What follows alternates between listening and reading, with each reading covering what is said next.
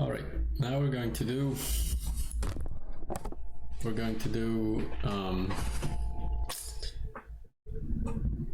charging and discharging of a capacitor, and perhaps, well, let's do charging of a capacitor first. So let's say that we have, let's put this here, charging of a capacitor.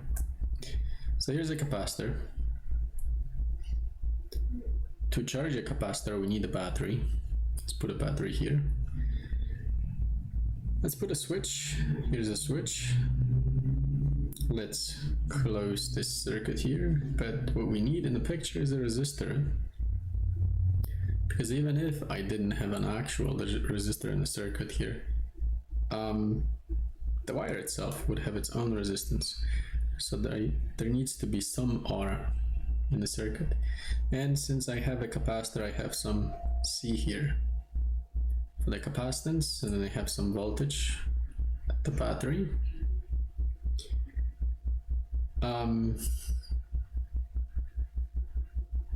Alright, now initially nothing interesting is happening, and then I close the switch and charges begin to flow, and they slowly pile up. Well, not very slowly, they actually do it in a short period of time. But they'll start to pile up on both of the plates and eventually end up with some maximum charge Q. So I close the switch, and then the charges flow and they build up plus minus, plus minus, plus minus until they reach some maximum Q. And of course it's the same Q on both plates. All right. So I know what I'm aiming for, because we already went over the graphs of the charge and the current and the voltage for charging of a capacitor. So I could draw these here, but hey Anya. Where's Mommy? I think she's downstairs.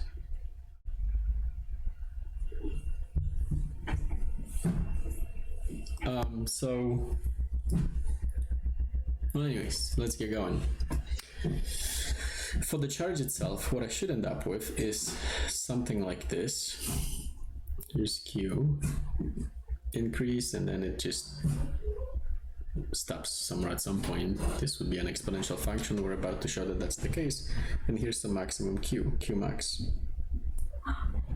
All right, so let's see if we can make this work. What we'll do is we're going to add up the voltages around the circuit. We'll start before the battery and then walk around and add up all of the voltages that are present all over the place. There's some voltage here, voltage drop across the resistor. I'm going to label this as delta VR.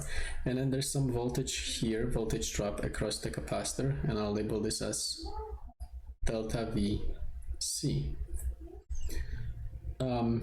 So starting before the battery, I gain voltage, so it's plus the voltage at the battery. I move through the capacitor, I lose a little bit, so minus delta V across the capacitor. And I move across the resistor, so it's minus delta V R equals 0. And of course the current here, conventional current, would flow in the same direction in which I walk and add up these voltages. So this is just like the two battery circuits that we did. All right, now the voltage at the battery is constant, so there's nothing that I'm going to do with it. Just going to copy it over, voltage at the battery. And the voltage at the capacitor, I can replace this with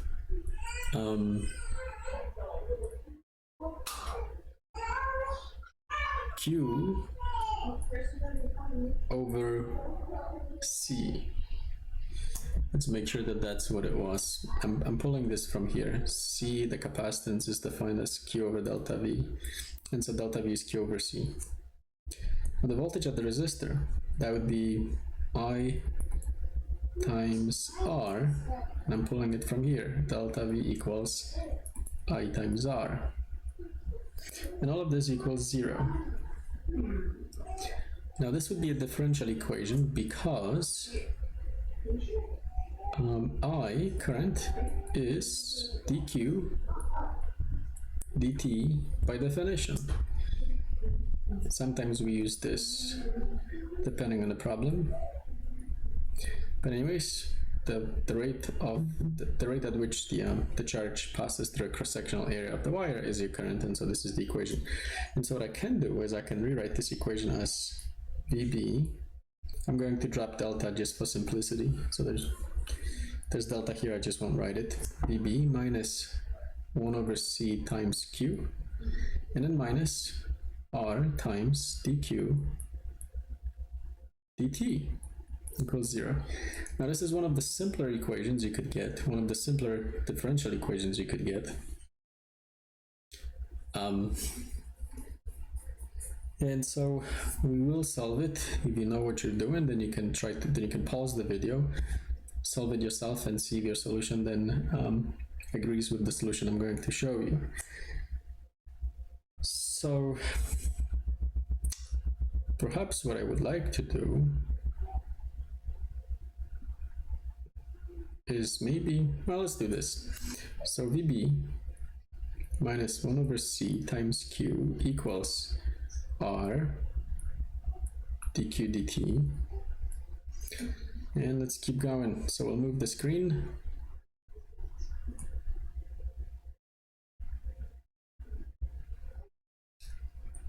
Let's multiply both sides by C so that I have C times V, and I'm going to forget that this is, probably shouldn't. Should I or shouldn't?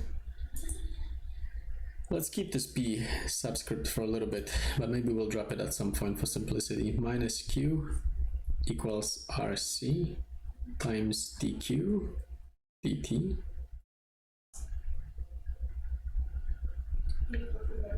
And actually I might actually like this. This might be a good setup.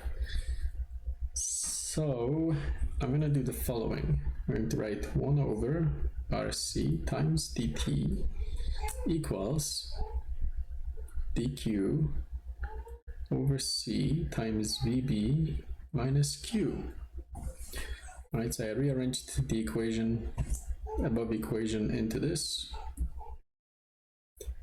Let's double check it. Yeah, okay.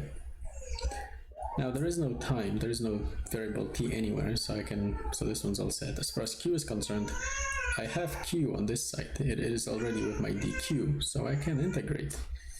So let's do that. Let's integrate here, let's integrate here. Let's run the indefinite integrals, and then we'll end up with a bunch of constants. We'll just combine all of these constants into one big constant.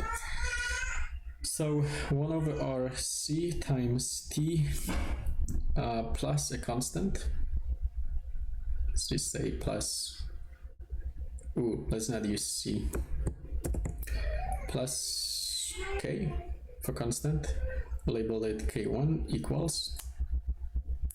So this is going to give us ln of C times VB minus Q, and let's pause here and see what else we need. Minus is what I need, and then plus a constant, let's say K2.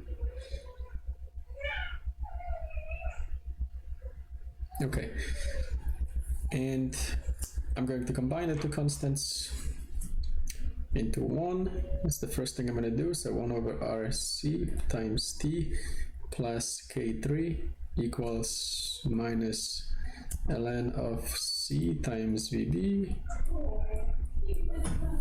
Now let's take this negative and put it on the other side, so that this is plus, this is minus, this is minus. And let's get rid of ln. So I'm going to have this e to the minus t over RC minus K3 equals C times VB minus Q. Now on the left hand side, if you look at this thing here, this is the same thing as, well, you should be able to see it. So I'm going to take L, all right, I'll do it this way, e to the minus k3 equals c times vb minus q, and this is just a constant, e to the negative k3, that's just a constant, so I'm going to write k4 times e to the minus t over rc equals c times vb minus q. Let's keep going. Oh, ran out of page. So let's move up, see how far up we need to go. Well, I kind of need to see what I have done there. Oh well. Let me copy it.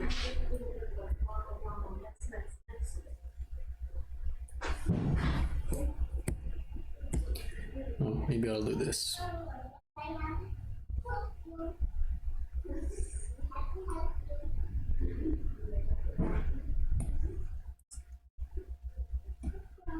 There we go.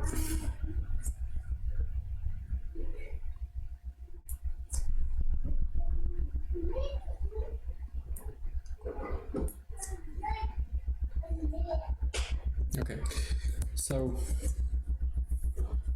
negative to this side, or better yet, let's just set it up as q equals c times vb minus k4 times e to the minus t over rc.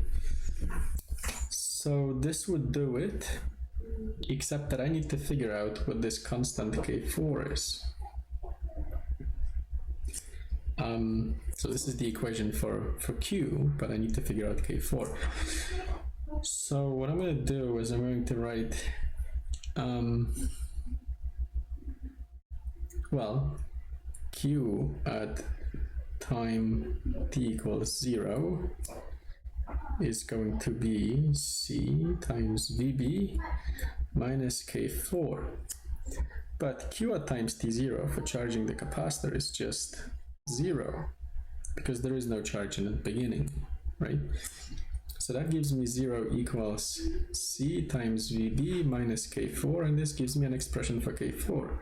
K4 is just c times vb.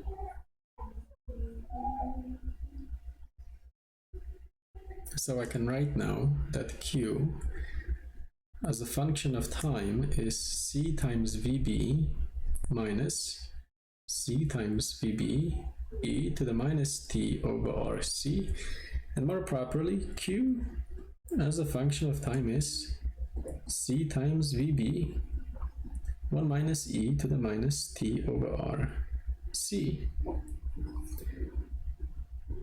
Now this here, c times vb, that's the voltage at the battery. I'm going to put delta here. That's the same thing as q max. And I'll let you think about this one, but that comes from here. And so what I can write, that q as a function of time is maximum q times 1 minus e to the negative t over rc. So I have found an expression for charge q. And note that if you were to graph this, you would in fact get the graph that we would expect, which is, well, you start at 0 and then you keep climbing until you reach some maximum q, so q max. Note that according to this equation, you never really reach maximum q, but you keep approaching it, you get closer and closer and closer.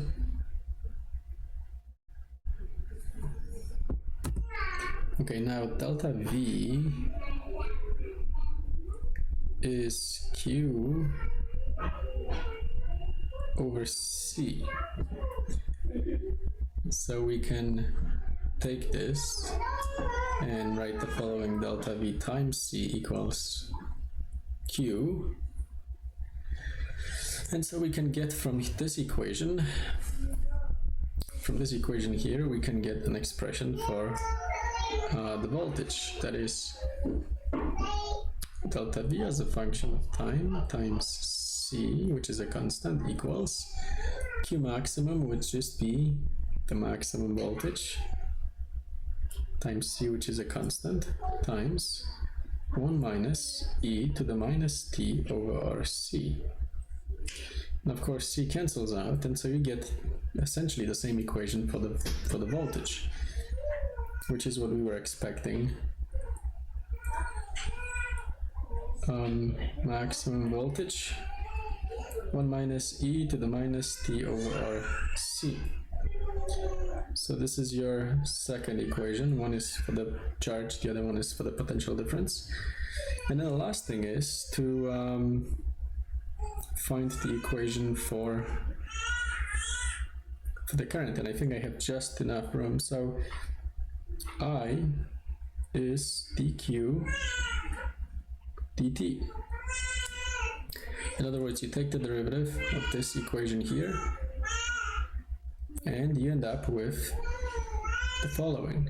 I equals, so all of that goes away, this comes here, you end up with Q max times, minus and minus goes away, but I do bring this down, over RC times e to the minus t over RC. Now Q over C is voltage, so I have I equals delta V max over R times e to the minus t over RC, and delta V over R is I, and so I have my equation I as a function of time equals I max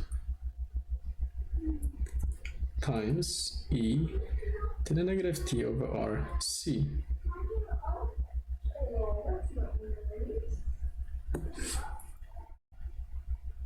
Alright, now I have the three equations, one for the charge, one for the potential difference, and one for the current for charging of a capacitor. So let's zoom out.